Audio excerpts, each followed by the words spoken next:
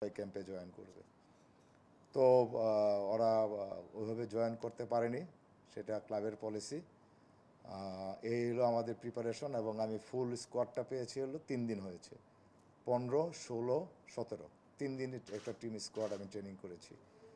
তো এই ট্রেনিংয়ে এটা ফুটবল খেলা, ক্রিকেট খেলা না বা ইন্ডিভিজুয়াল খেলা না। সবাই এসে এসে জয়েন করবে, ম্যাচের আগের দিন এসে বা ম্যাচের দিন এসে জয়েন করে খেলে ফেলবে। একটা ফুটবল খেলা একটা কম্বিনেশন প্রয়োজন আছে, আপনারা সবাই জানেন, দীর্ঘদিন আপনারা এটার সঙ্গে রয়েছেন। একটা কম্বিনেশন করতে হলে মিনিমামটা 7টা দিন আমি মনে করি যথেষ্ট না। বিশেষ করে এমন একটা ইয়ুথ টিম, এই ইয়ুথ টিমে একটা কম্বিনেশনের জন্য আমরা গত সাফে চ্যাম্পিয়ন হয়েছি, আমরা 15 দিন সময় পেয়েছিলাম। সেখানে প্লেয়াররা নিদারুণ পরিশ্রম করেছে, মানে অমানসিক পরিশ্রম করেছে, তাদের মনোযোগ ছিল, সেই জন্য আমরা সেটা 15 দিনে করতে পেরেছি। আর এই কম্পিটিশনটা হলো আরও বেশি কম্পিটিটিভ। আপনার লেভেলটা দেখতে হবে। আমরা ছিলাম সাফ রিজনে, এখন আমরা এশিয়া লেভেলে যাচ্ছি। সেখানে আমাদের প্রিপারেশন এবং তাদের যতটুকু আমরা সময় দেওয়া দরকার ততটুকু আমরা দেইনি, এটা একটা কারণ। দ্বিতীয় কারণটা হলো যে আমরা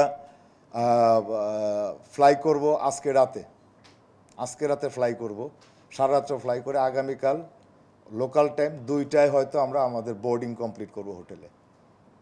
তো আমাদের ফার্স্ট ম্যাচ 21 তারিখ। প্রতিটা টিমের একটা ইম্পর্টেন্ট সেশন থাকে ডে বিফোর ওয়ান ডে, মানে +2 মানে ম্যাচের সঙ্গে +2 ডে যেটা আছে।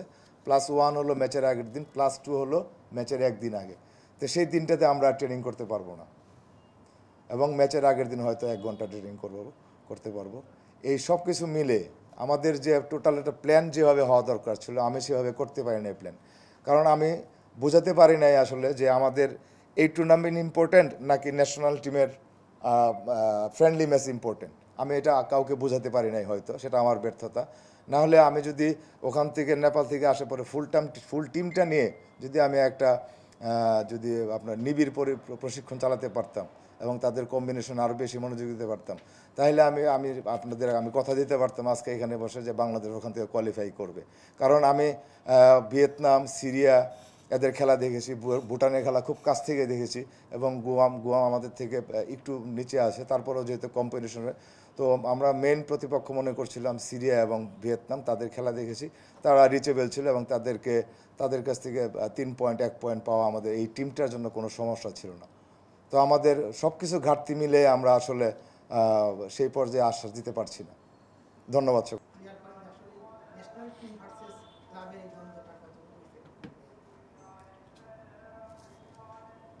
অ্যাকচুয়ালি আপনি প্রথম যে অংশটা বলেছেন, আমি আমার প্রেস রিলিজটা দেওয়ার পর থেকে আমি টোটালি কনসেন্ট্রেট আমার এই টিমটার সঙ্গে, এবং নেক্সট যে আমার টুর্নামেন্ট সেখানে আমি এটা টোটালি ভুলে যেতে চাই, এবং ভুলে গিয়েছি আমি। তো এটা নিয়ে আমি আর কোনো মন্তব্য করতে চাই না, এটা যেভাবে আছে সেভাবে থাকবে। যদি কেউ এটা এগিয়ে আসে তখন হয়তো আমাকে এগিয়ে আসতে হবে, এটা হলো আমার ওই বিষয়ের কথা।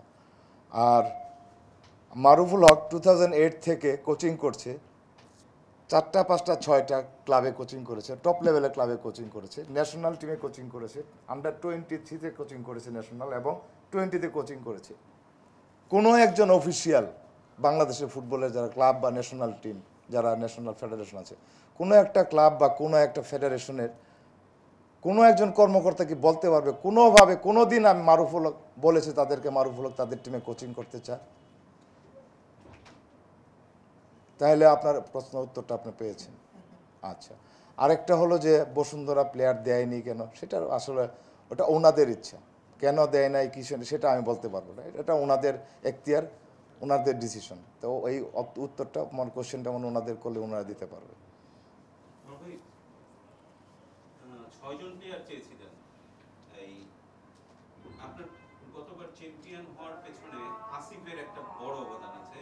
ইন্ডিয়ার সাথে 2টা টাইব্রেকার ঠেকিয়ে দিয়েছে বদলি নেমে, এবং ফাইনালে এসে খেলেছে, এবং আলটিমেটলি হচ্ছে টুর্নামেন্টের সেরা হয়েছে। তো সেরা খেলোয়াড়, সেরা গোলকিপারকে কেন রেখে যাচ্ছে?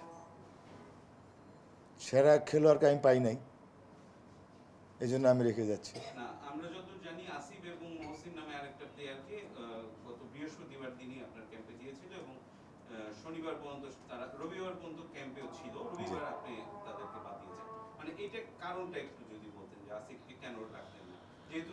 আপনার হচ্ছে সেরা গোলকিপার ছিল জি টুর্নামেন্টের সেরা। জি কারণটা হলো আমি অস- যোগ করি যে শ্রাবণ যেখানে নেই জি সেখানে তো আসলে আসিফ সেকেন্ড চয়েস ছিল, না এখন তো না ফার্স্ট চয়েস হওয়ার কথা। না না সেকেন্ড চয়েস ছিল মাহিন।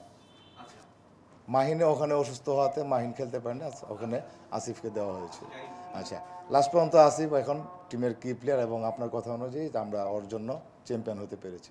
ঠিক আছে, আমি কোচ হিসেবে অবশ্যই স্বীকার করি এটা। কিন্তু একটা প্লেয়ার লাস্ট ম্যাচ খেলেছে 28 আগস্ট 28, এবং আমি তাকে পেয়েছি 15 সেপ্টেম্বর। কতগুলা দিন, আপনি ডেগুলা দেখেন, কতগুলা দিন, 3 দিন আর হলো 15 দিন, 18 দিন।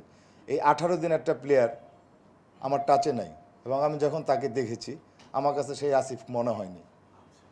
মানে ফিটনেসে ঘাটতি। আমার কাছে মনে হয়েছে যে তার ম্যাচ ফিটনেসের প্রবলেম ছিল, এবং মহসিনও তাই। মহসিনও তাই। জি, কিন্তু আপনার অন্যান্য প্লেয়াররা কি আসলে ম্যাচ ফিট ছিল এই সময়টায় আপনার সাথে?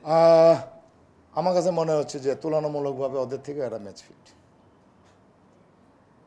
ভাই আমার তো জানা ছিল আপনি বলছিলেন যে আসলে পাস নিয়ে বললাম পাস নিয়ে জানা দরকার নেই, যেটা সবাই জানে আপনি স্টেটমেন্ট দিতে দাওয়া দিছে। আমার বিষয়টা ছিল একটু মানে এই রুলসের বিষয়টা ধরেন ফিফা আমারও জানা নাই, এই নিয়মটা আমারও জানা নাই। আমার মনে হয় না এই নিয়মের প্রয়োজন আছে, কারণ এই এজ গ্রুপ বা জুনিয়র টিমগুলোর ক্ষেত্রে কোনো দেশে এই ধরনের সমস্যা হয় না। সমস্যা হয় ন্যাশনাল টিম, সিনিয়র টিম নিয়ে। এবং আপনি দেখেন, যখন ইউরো চলছে, ইউরোপের অনেক ক্লাব কিন্তু তাদের প্রিসিজন শুরু করে দিয়েছিল ওই প্লেয়ারদের ছাড়াই। কিন্তু তখনও তাদের টুর্নামেন্টে খেলা আরও 3 দিন 4 দিন বা এরকম ওই 48 আওয়ার্সের কোনো বাইন্ডিং ছিল না। তখন ইচ্ছা করলে ক্লাব নিতে পারতো তাদেরকে। মানে সর্বশেষ চ্যাম্পিয়ন টিমটা থেকে কয়জন প্লেয়ার নাই, একটু নামগুলি যদি আমি বলি। 6 জন নেই। 6 জন নাই। শ্রাবণ, হ্যাঁ, আসিফ গোলকিপার, হ্যাঁ, Dukhumia right back injury, Rahul, Mohsin এবং চন্দন, একটা বসুন্ধরা প্লেয়ার রাহুল মহসিন চন্দ্র। চন্দন। আর এর বাইরে আপনারা হচ্ছে যে জনিকে আর রিমনকে চাইছিলেন। জনি আর রিমনকে, যেহেতু দুখু তাদের ইনজুরি, বিষয়ে আসলে ফুটবল ফেডারেশনের কাছে ক্লাব কি জানাইছে? এটা ফেডারেশন বলতে পারবে, আসলে আমি জানি না। আপনি নিশ্চয়ই না, যেহেতু তাদের ইনিশিয়াল যে রেজিস্ট্রেশন যেটা হয়, 1 মাস আগে যে রেজিস্ট্রেশনটা করতে হয়, 35 জন বা 40 জন যাই করে নিন, সেখানে তাদের রেজিস্ট্রেশন ছিল। তাহলে তাদের কনসেন্ট বা ক্লাবের কনসেন্ট ছাড়া অবশ্যই রেজিস্ট্রেশন হয় নাই।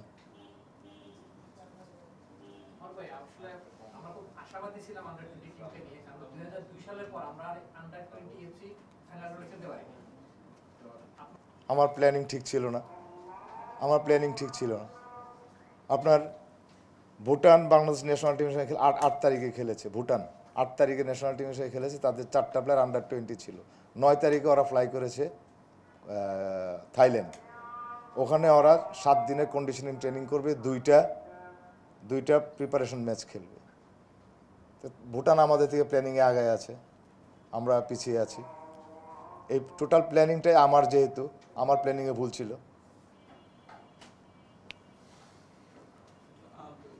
আমাদের এরপর ছেড়ে দিই, তাহলে তো আশাবাদী তো হওয়া উচিত। যেমন ভুটান আগে আছে, ঠিক আছে, বাহরাইন, আপনি যেটা বলছেন সিরিয়া, ভিয়েতনাম, যারা আছে তিনি নিয়ে কি আমরা আশাবাদী? আগের মতো পারি না, বাট শেষ চেষ্টা করি।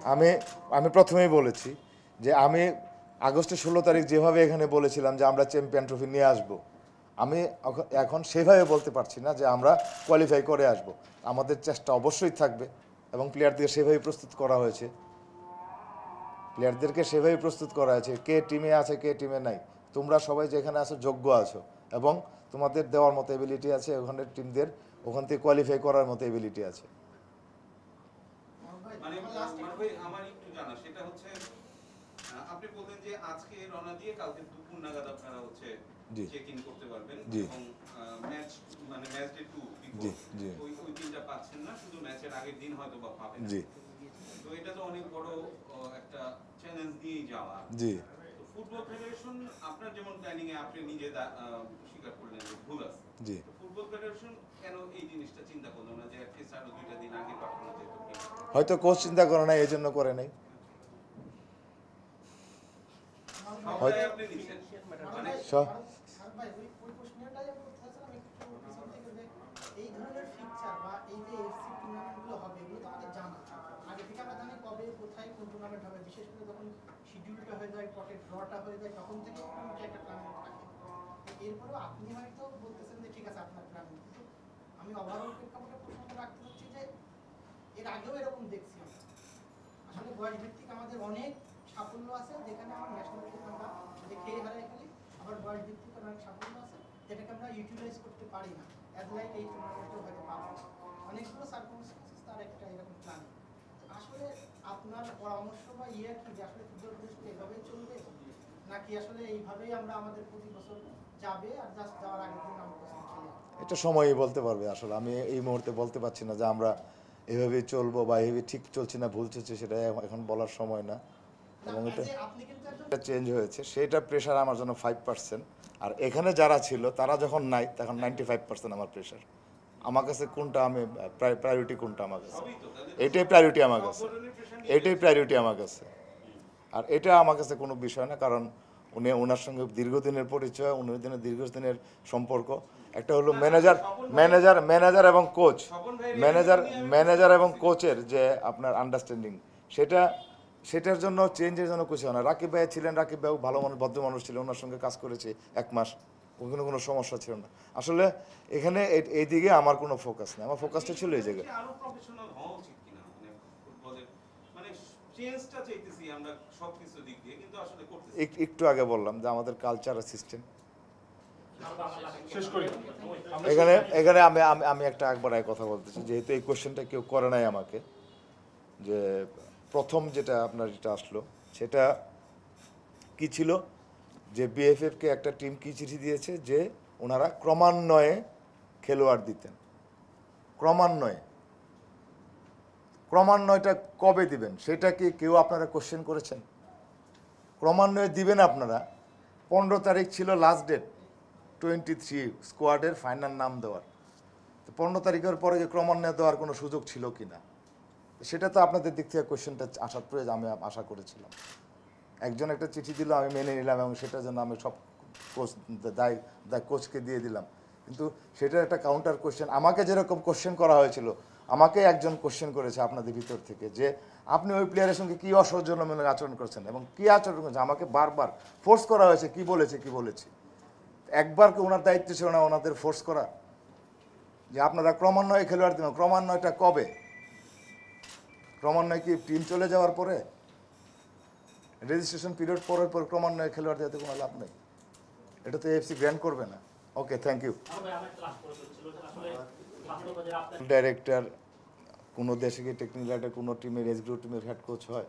তো এখানে কোচের স্বল্পতার কারণে উনি ওই টিমটা নিয়ে ব্যস্ত আছেন এবং ওনার ফোকাস ওখানেই আছে। 2টা টুর্নামেন্ট ওনাদের, সাফ এবং তারপরে এএফসি কোয়ালিফাইং। তো আমার মনে হয় না যে এটাতে ফোকাস দেওয়ার মতো যথেষ্ট সময় ও সুযোগ ওনার ছিল। আমরা শেষ করি। হাসান ভাই আমাদের কাছে বেসিক কিছু ইনফরমেশন দিয়ে দেবে আমাদের ট্রাভেল সম্বন্ধে।